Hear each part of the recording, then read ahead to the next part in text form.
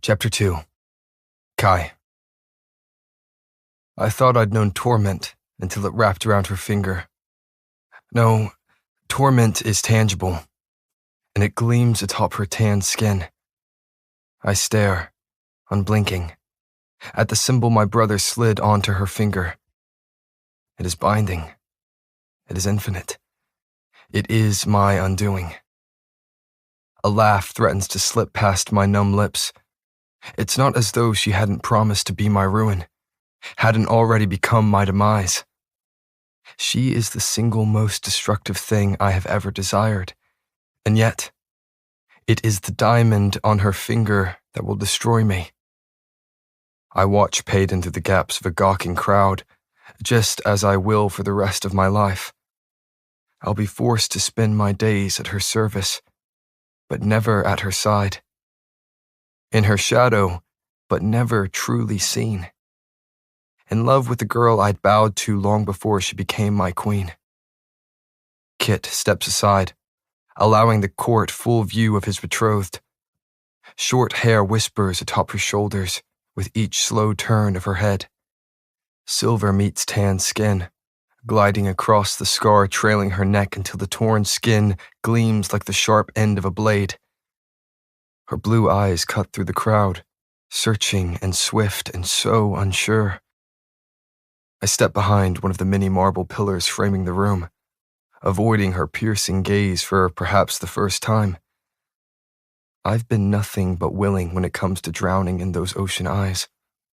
But now, I can't fathom drowning if she is not the anchor I'm sinking with. Questions fly around the room, each one teetering on an accusation. I blend into the chaos, listening as the court voices my very own confusion. Because this was the last decree I ever thought would form on Kit's lips. And he hadn't even bothered to inform me of it. I roll my neck, practically feeling that indifferent mask of the enforcer melting away from the rage simmering beneath. The abilities of every person in this room begin to press down on me, begging to be unleashed. Anger is too dangerous an emotion to let myself feel. It dulls my senses and heightens my wielder ability until all I know is the power pulsing beneath my skin. But I have no one to blame but myself. I did this to her, to us. To each moment I spent hoping she would be the center of every one to follow. I am the monster who hunted her down. I am the beast who delivered her to this doom. And I am afraid I'll become so much worse when I'm no longer striving to deserve her. A man shouts beside my ear, waving a hand so obnoxiously that I contemplate breaking it. Better yet, maybe I'll borrow his blazer ability and singe that wagging tongue from his mouth. Fortunately for the man, Kit's voice swells over the echoing shouts before I get the chance to do anything rash. I will answer all your questions in a formal meeting to come. Following that, we will announce our engagement to the surrounding kingdoms. Engagement. It feels as though the ground is caving in beneath me. Why couldn't we have just stayed in that field of poppies? I would spend the rest of my days making her flower crowns if she wanted to be my queen. My queen. Not Kit's. Not Ilya's. Mine. My eyes trace over her, tracking each movement. Kit dismisses the court, quieting every conversation with a wave of his hand. In that moment, that single movement, I see our father. It's as though he is the one standing before this court, and Kit is nothing more than his shadow. This king is not the same one I left a fortnight ago. This king is collected and calm and conscious of every move he makes. But just as it always does, my gaze trails back to Payton. She's making her way across the room now, spine stiff and eyes straight ahead, fixed on the maid awaiting her beside the towering door still several yards away. Sneers follow her every step as she strides through the crowd. Dozens of disgusted faces close in on her, growing bolder by the second. And I'm already moving before a man steps into our path. He leans close enough to subtly mutter his vile comment, but the spittle flying from his mouth to splatter her freckles doesn't go unnoticed. I shove the man away from her so forcefully that I vaguely wonder whether I let a brawny ability slip to the surface. The reckless action has me suddenly standing between Peyton and the man who so clearly has a death wish. Stepping forward, I tower over him, ignoring the gasping crowd surrounding the scene I've made. Because the truth is, I don't give a damn about what this court thinks of me. And my reputation sure as hell can't get any worse. So much as breathe on her again, I snarl, and I'll ensure it's the last time you ever do. No. Her voice cuts through every crazed thought, washing over me as though relief itself is nothing more than the mere presence of her. Peyton steps beside me, her gaze unwaveringly set on the now ghostly pale man. No, she repeats, voice lethal. I will be the one to ensure that the next breath you take to insult me, or my people, will be the very last one you ever taste. And it will be me, an ordinary, that ends your elite life. She stares at him, looking as though formidability is woven into the very fiber of her being. My ears ring in the sudden silence smothering the throne room. Every eye is pinned on her, every jaw slackened by her words. My future queen has just made her first decree. That damn ring is gonna slip off her finger with how terribly her hands are shaking. I follow her out the double doors, fleeing the stifling throne room and gasping court within. She quickens her pace down the plush halls, and I can only imagine how out of place we look among the emerald embellishments.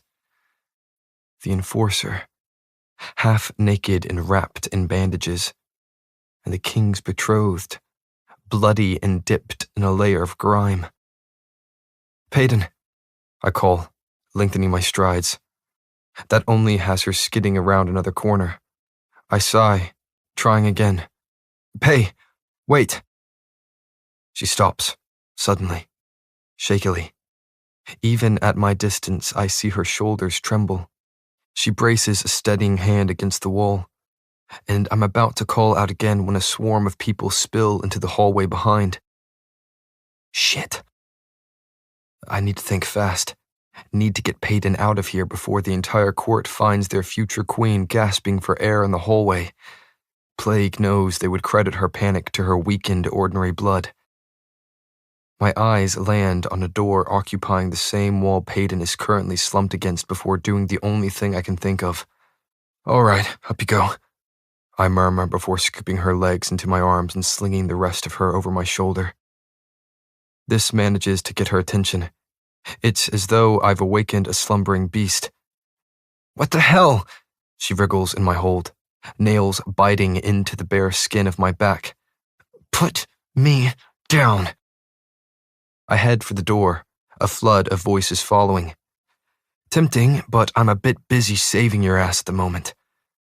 She can't see the smirk that twitches my lips, but I'm sure she hears it in my voice when I add, Speaking of ass, how's the view back there, Gray? Nauseating, she bites out. I whip open the door and step inside. You know I can see your left foot twitch, yes? She grumbles incoherently in response to her betraying limb before nearly smacking her lolling head against the door I close. Darkness swallows every inch of the small space. I set her gently on the floor before me, feeling her breath tickle my heated skin. My hands linger over the shape of her. Calluses catch on the thin fabric of her shirt, dragging it up as my palms slide over her hips. I can't see the shape of her in this pressing darkness, so I'll simply have to settle with feeling every inch of it. Her voice is breathy in a way that has me gripping her tighter. Where are we? Likely a forgotten broom closet, I mutter, Couldn't have the entire court seeing their future queen in shambles now, could we? The words were intended to tease, but they tear through my teeth, biting and bitter. And I regret them the moment I feel her body tremble beneath my hands. Hey, I amend gently, pulling at the hem of her shirt until she stumbles against me. Talk to me. I can feel each thundering beat of her heart against my chest. And just like that, the distraction I'd created for her dissolves. She's crumbling again, her voice cracking as her composed facade does the same. I can't do this. I don't want to do this. I feel each vigorous shake of her head. I was ready to die. I was ready for you to be the last thing I saw, and now, don't say that. I choke out, cutting her off before any more of my fears can escape her mouth. I would have never let that happen. I promised to fix this, and I will. Fix this? Her laugh is little more than a rasp. Kai, this is no longer a matter of life or death. This is... When her breath catches, I know it is the ring she runs trembling fingers over. This is until death do us part. There's that anger again, washing over me in waves, because she was meant to be the death of me, not the life of another. It was her I was meant to adore in this world, and crawl to in the one after. But now she's tethered to a king, and I am nothing more than her killer. I fumble for her hands, desperate to hold on to her for as long as I can. Focus on this ring, I urge, spinning the band on her thumb. Your father's, not my brother's. Until I figure this out, spin it like you always do. Distract yourself. I feel a weak scoff tremble through her body.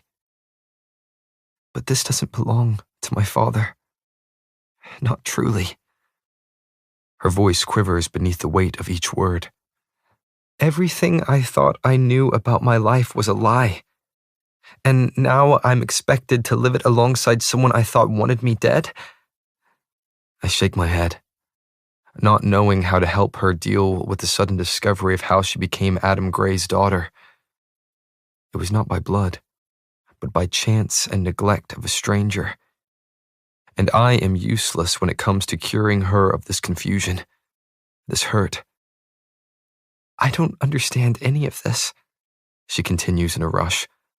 I should be dead by now. Every person in this plague-forsaken kingdom wants to see me dead, not on a throne. She sighs into the shadows, her breath skittering across my skin. But Kid is right. The kingdoms won't open trade if Ilya does not welcome ordinaries again. You saw how hated elites were in Dor. I feel the quick shake of her head. I've wanted a united Ilya more than anyone, even if the king does so begrudgingly. But the elites will not accept an ordinary queen so easily. I finish for her. Hell, even the idea of ordinaries freely living in Ilya. There's a beat of silence before the words are spilling from her mouth. The one I can't see but know the shape of by heart. I thought Kit was spiraling. I thought he was grieving and angry. A shaky breath. I thought he'd order you to drive a sword through my chest the moment I set foot in that throne room. I thought he would too, I murmur, and I was prepared to severely disappoint him. The ache in her voice makes me wince. Kai. Pei. I had no idea this is what he had planned. Dirty fingers comb through the messy strands of my hair. I've known little of Ilya's disarray over the years, and that is simply because I was spending more time in the slums than anyone filling this castle. You confirmed my suspicions in the scorches about the lack of food and land, but I hadn't realized the situation was so dire. I can feel her spinning that ring on her thumb. You said he wasn't himself when you left. Peyton ventures softly. He was grieving. The people whispered about his madness. The next words are a distant thought plucked from her head. So, what changed? I don't know. My mind wanders back to the plethora of paper that scattered his desk, and the stained hands rummaging through them. I don't know. The darkness speaks on our behalf for a long moment, swelling around us and filling our ears with a dull drone before I'm once again tugging at that fraying hem of her shirt. She melts against my body, and it feels like relief. That is until she admits quietly, I don't know if I'll survive this. You've already survived worse, I remind her sternly. Besides, you seemed to have no problem handling that man in the throne room. As did you, she counters, and I can perfectly picture the steely look accompanying those words. I don't need you to fight my battles. Oh, darling, I murmur. I know you don't. But if I am to be your enforcer, then you better get used to it. This shake of her head is imploring. I am no one's queen. Is that so? My fingers find her cheek before trailing down the smooth slope of her nose. Then you have no idea how much power you hold over me. You seem to forget that I'm completely powerless, Prince. Her words hold an edge, as though her breath has become a blade she drags along my neck. So be my weakness, then.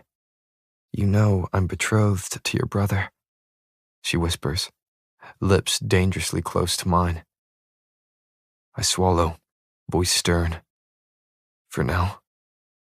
For forever. She breathes harshly. I don't think there's a way out of this. And if what Kit said in the throne room is real, then the future of Ilya and the ordinaries within it rides on this. I tip my face until her forehead meets mine. I'm too selfish to let you go so easily.